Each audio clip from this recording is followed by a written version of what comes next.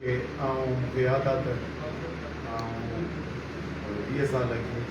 जॾहिं घुमंदो हुउसि जेको 2 ॾींहं कमु कंदो हुउसि अॼु 2 ॾींहं लॻे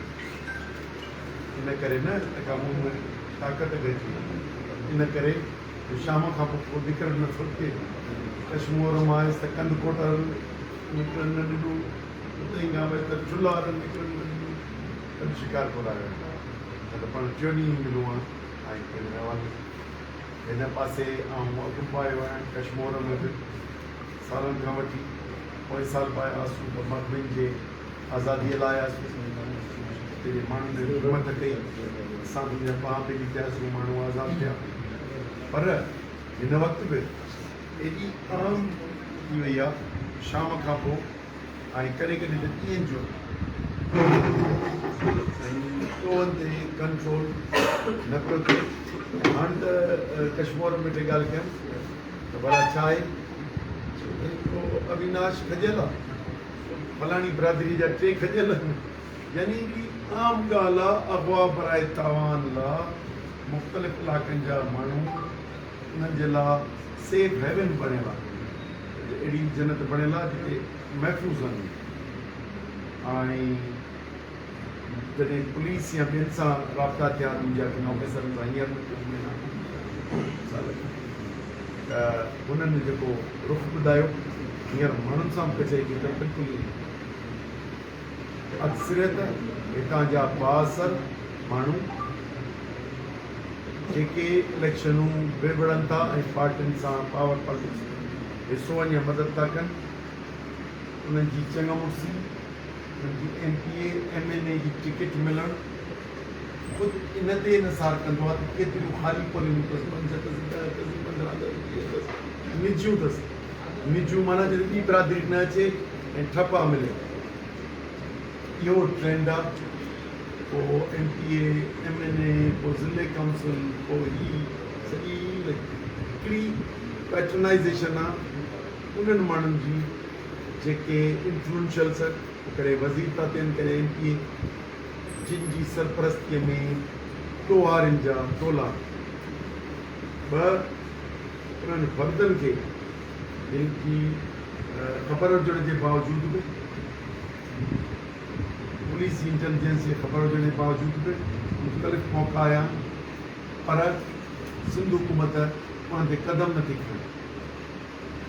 ॿ माना उन्हनि जो सहारो 3 हिते जेके इदारा आहिनि उन्हनि जी इंटेलिजेंस बि उन ते उहे ज़ाहिर थियनि था पर पोइ उन्हनि वटि बि हाज़िरियूं भरी हाणे जॾहिं रियासत हुकूमत ऐं हुकुमरान जमायत उहा ख़ुदि जॾहिं उहा थिए ऐं सॼो पियो हिन इलाइक़े मां ॾोह न वेंदो 3 असांजे माण्हुनि में मौक़े परस्तीअ रुझान तव्हां असां पंहिंजे इज्तिमाही मामलनि तहफ़ुज़ जे मामले ते या क़ौमी मामलनि ते कॾहिं उन्हनि सां ॻाल्हायूं ई कोन था वोट ॾियूं था कंहिं ॿियनि असबाब जे करे ज़ाती ख़ौफ़ ऐं ख़ुदगर्ज़ी जे भर चढ़ियल मुआशरनि जो नतीजो इहो थींदो आहे ऐं इन खां वधीक बदतर थींदो उन करे असां गुज़ारिश था कयूं ऐं टियों ॾींहुं कंदकोट में चयो त हिन मक़बूज़ा कश्मीर खे आज़ादु कयो पर हिन शिकारपुर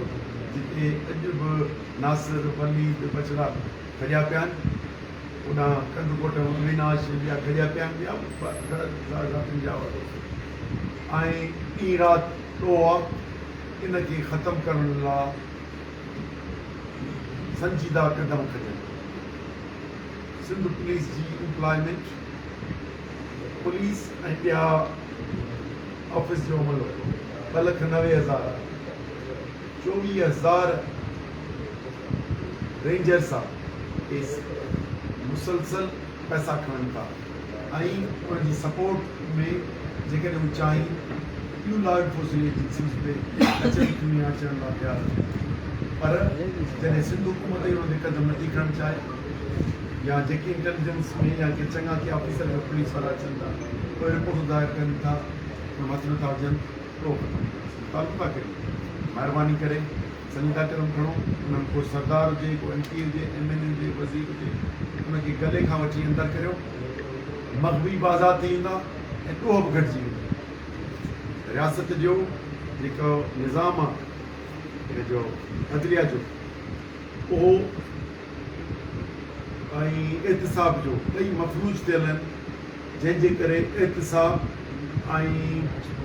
इंसाफ़ नथो मिले ऐं ॾोहारियुनि खे सज़ाऊं नथियूं थियनि उहो बि हिते जो जेको मकानी सिस्टम अहिड़ो ठहियलु आहे जो ख़ानगी फ़ैसिलनि में ॾोहारियुनि खे बि आज़ादु थियनि उन करे हिनखे समाज खे तब्दील करिणो आहे हिन हुकूमत खे तब्दील करिणो आहे ऐं उन्हनि खे संजीदा थियणो आहे तॾहिं निकिरणु ॿ हितां असांजो निकिरण जो सबबु सिंध ते मुंहिंजे हयात या मुंहिंजे सांभर या अॻे माज़ीअ में जेके बि मनसूबा आया उन्हनि खां वधीक ख़तरनाक मनसूबो हींअर पाणी जो सौदो Asif Zardari president interior minister ऐं 3 जनरल सां बि पाणीअ जो सौदो कयो आहे ग्रीन पाकिस्तान इनिशिएटिव जे नाले ऐं सिंध हुकूमत MPAs हुकुमरान जमायतुनि जा MNAs ऐं तहादी नून लीग ऐं ॿियूं पार्टियूं इहे सभु इन में शामिल आहिनि ऐं उहे आइन खे पुठी ॾेई सदर ऐलान कयो ही जेके सिंध हुकूमत ऐं ॿिया धोखो ॾेई प्रेसुनि में ॻाल्हाइनि पिया उन्हनि जो वज़ीर असीं न मुखालिफ़ आहियूं त सिधो चवनि त कैनाल नाजाइज़ आहिनि पंहिंजो सदर बीहारियल अथनि पार्टी मीटिंग सॼे वञनि उन खां फ़ैसिलो वापसि वठाए छॾियूं ज़मीनूं जेके वधीन खां वठी सखर ताईं बनियूं ॾिनियूं अथनि लखे एकड़ वापसि वठी छॾियूं त हुन मुसदिक MNA नून लीग जो ॾिसो बाबा न ॾियनि वञियूं न ॾियनि पाणी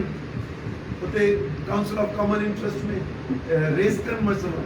हुन करे सिंध ते ॾुखियो वक़्तु आयो आहे ऐं 48 लख एकड़ नई कमांड एरिया ठाहिनि था ऐं माज़ीअ में बि जेको 6 बिलियन एकड़ फुट शॉर्टफॉल आयो आहे उहो सॼो सिंध खयो आहे वाराबंदी जी शिकिल सिस्टम में पाणी मौजूदु कोन्हे ऐं उन ते नओं कमांड एरिया ठाहिण जंहिंमें चोलिस्तान कैनाल ऐं ग्रेटर थल कैनाल उहे आहिनि जिन ते बजट रखी ऐं कमु शुरू करे ॾिनो आहे ऐं माज़ीअ जूं जेके रेणी कच्छी उनजी एक्सटेंशन जा प्लान्स पिया ठहनि ऐं राइट बैंक चश्मा कैनाल पर असांजो चवणु आहे जॾहिं नई कमांड एरिया घटणु घुरिजे मौजूदा सिस्टम खे अणपूरो पाणी आहे उनजी पूराई कई वञे ऐं हीउ जेको धाड़ो लॻो आहे जेको सिंधू नदीअ खे मारण जो मतिलबु कुझु ताईं जेका न पुॼे उनखे डैश रिवर चइबो उहो हिन लालच में त सदाईं अॻे बि ऐलान कया PMLN वारनि त हीअं करे छॾींदासीं सिंध जो माण्हू थी बीठो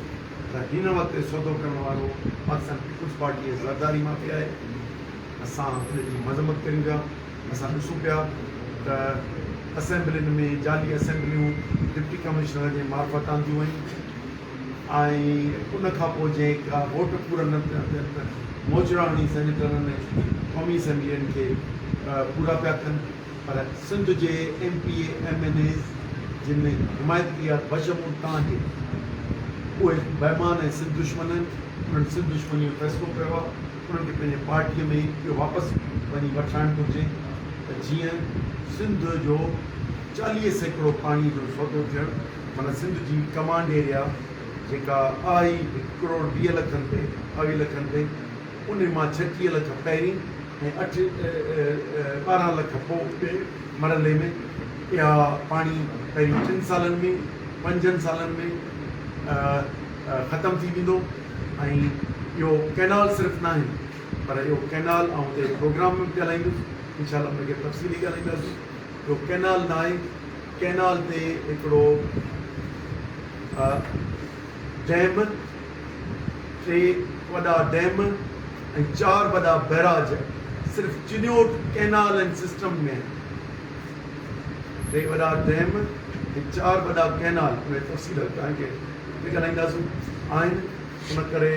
एॾे वॾे मनसूबो जंहिंमां फ़ाइदो कुझु 4-5 कंपनियुनि खे थियणो आहे. सिविल मिलिट्री ब्यूरोक्रेसी खे ज़मीनूं अलॉट थियूं आहिनि ऐं उन्हनि जी ज़मीन जी अलॉटमेंट शुरू करे छॾी आहे. 10,000 कंपनियुनि खे ईंदा पंहिंजे लीज़ ते 30 सालनि लाइ. उन्हनि खे आरसी पाणी जो बंदोबस्तु पंपिंग जे ज़रिए कयो आहे ऐं उन्हनि सां एग्रीमेंट कयो अथनि त 3 सालनि में तव्हांखे कैनाल पुॼाए ॾींदासीं. उन वक़्तु सिंधु नदी सुकणी आहे, इहो हिकिड़ो तारीख़ जो फ़ैसिलो करिणो आहे. उन में जीअं माज़ीअ में सिंध खे विरहाइण जा कानून सिंधीअ में सिंध दुश्मन MPAs कयो, वञण ठहिराइण जो सिंध जे MPAs कयो. अॼु सिंध जे वधारनि जी लिस्ट में उहे होमलैंड जमात जा MPA MLA असीं वेठा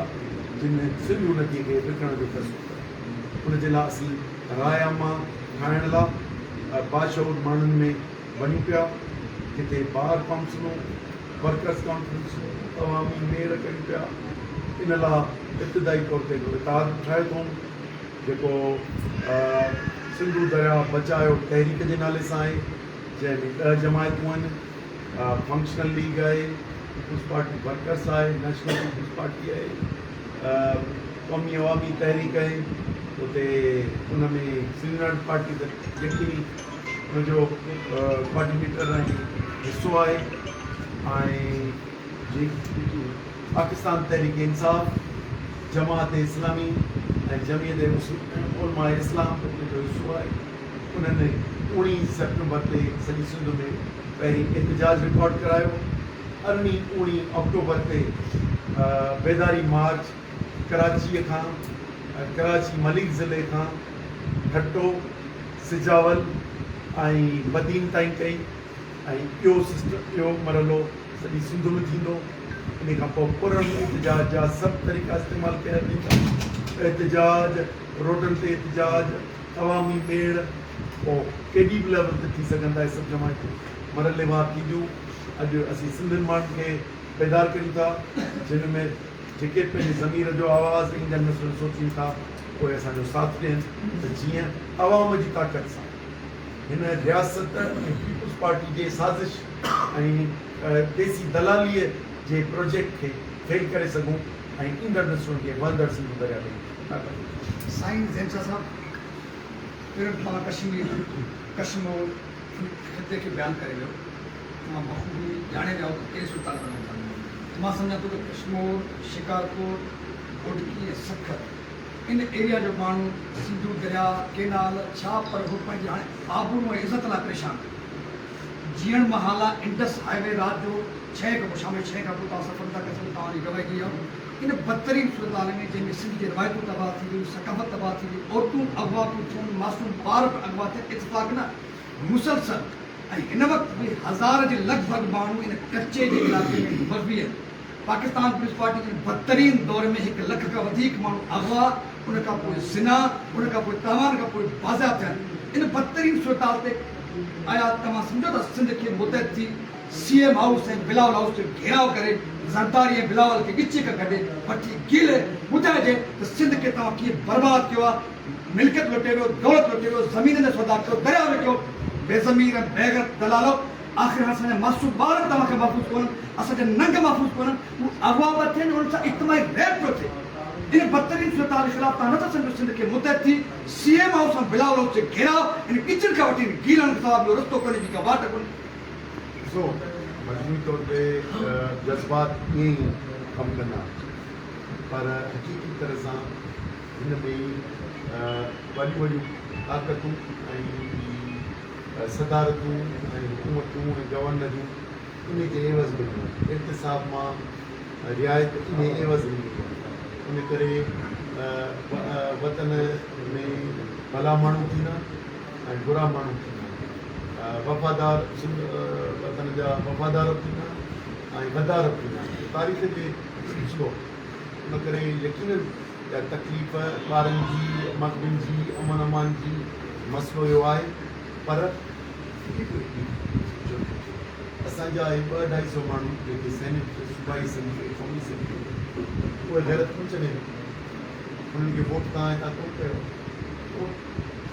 पहिरीं ऐलान करे चओ असां गुनाह कयो, असीं गुनाहगार आहियूं। पोइ वरी इन्हनि इहे जेके तव्हांजा ॿिया आहिनि असेंबली मेंबर इन्हनि ॾे वञो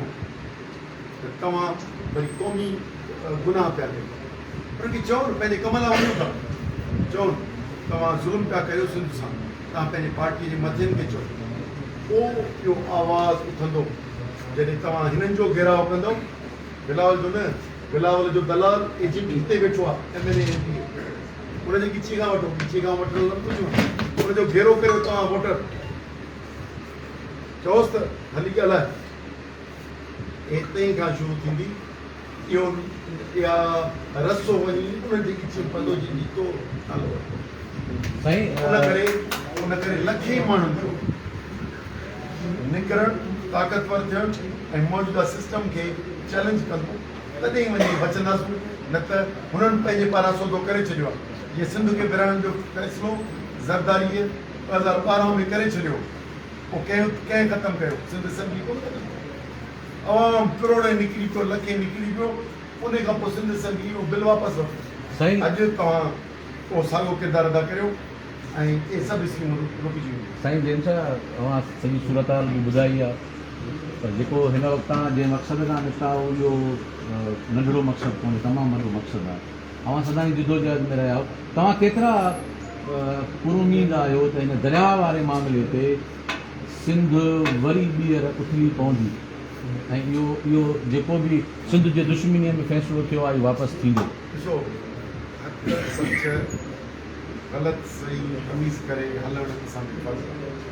साईं जेम्स जॾहिं 1954 में बंजनर जे ख़िलाफ़ु जेॾी महिल कोशिशि कई त सिंध जा हड़ई सवाइ साईं जे चइनि साथी हड़ई सिंध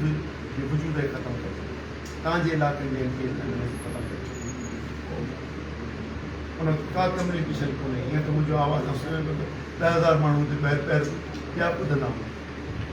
पर मुसलसल जिदोजहद कई, लिख पढ़ कई,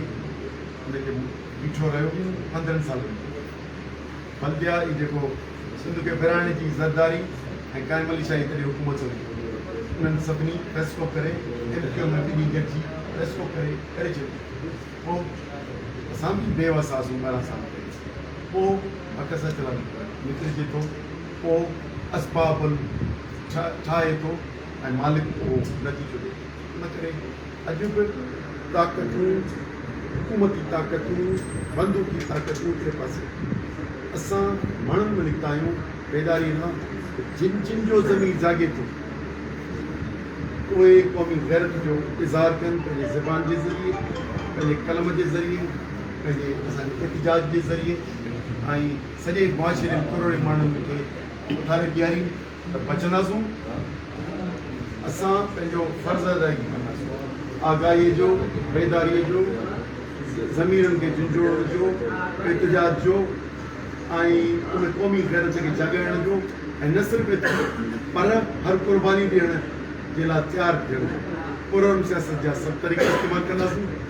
ऐं अॼु जे 10 जमायतूं गॾियूं अथऊं, अॻे सभु नेशनलिस्ट गॾींदासीं। हींअर बरकस परस जमायतूं असां सां गॾु आहिनि, मज़हबी जमायतूं गॾु आहिनि जेके अॻे कोन रहंदियूं हुयूं।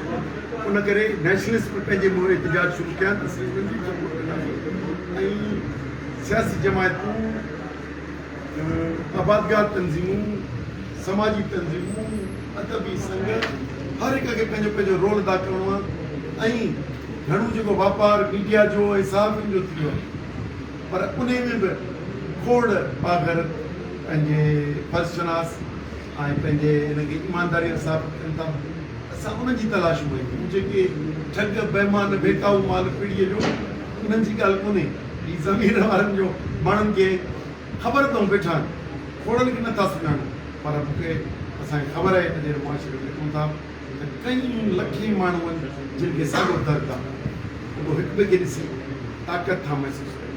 कंदकोट में कंहिं ताक़त महसूसु न कई त हिक ॿिए खे ॿुधायूं त 200 माण्हू हिक ॿिए खे ॿुधायो त असांखे चिचुआ जे मेंबर, चेयरमैन यूनियन काउंसिल जे काउंसलर,